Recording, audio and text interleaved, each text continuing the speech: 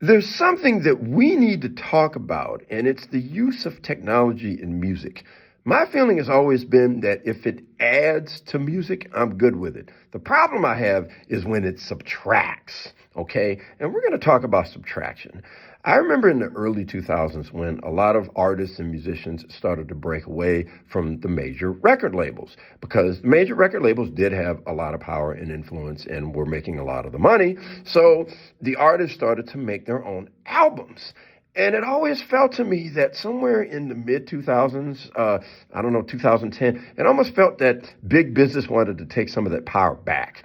I don't know if this was coordinated, but it sure feels like it. And so what happened was big business decided that, yeah, they wanted to get into the record business, but they were going to do so by having music available for download or music available for streaming. So what happens is they have all the music from all the artists, all the major record labels throughout the years. And they then tell the consumer, you know what? You don't really need to buy any music anymore. You can just rent.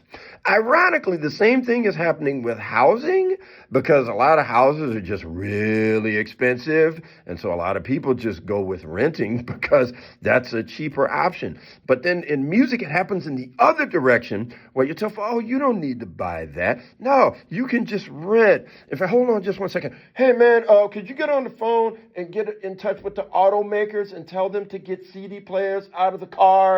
Are you on that? Oh, that's good.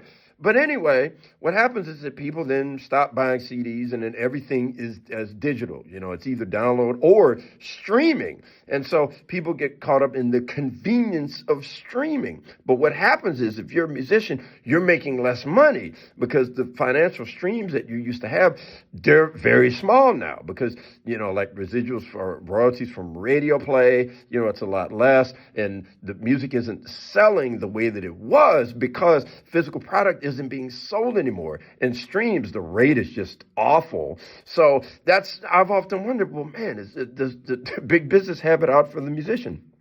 Now we get into AI.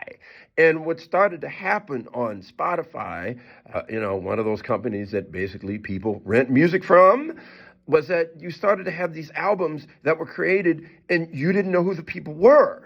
And it was listed as number one, number two, and number three, and you didn't know who they were. And I'm wondering, man, are they trying to put musicians out of business? Now there's another new disturbing trend. Okay, now albums are being made under the names of other artists, and they didn't make the album. Okay, I first saw this with great alto saxophonist Emmanuel Wilkins. He talked about an album that was under his name. He didn't make it. And now, just minutes ago, I saw the same thing with bassist Michael Lee, you know, my man from Snarky Puppy. And now apparently there's an album under his name. He didn't make it. That is something that is very disturbing. And this is why I often wonder if big business has it out for the musician. Well, or just any worker really just trying to make a living that's not a celebrity or has millions of dollars. But yeah, is it coordinated? I don't know. But to be honest, I'm not so sure.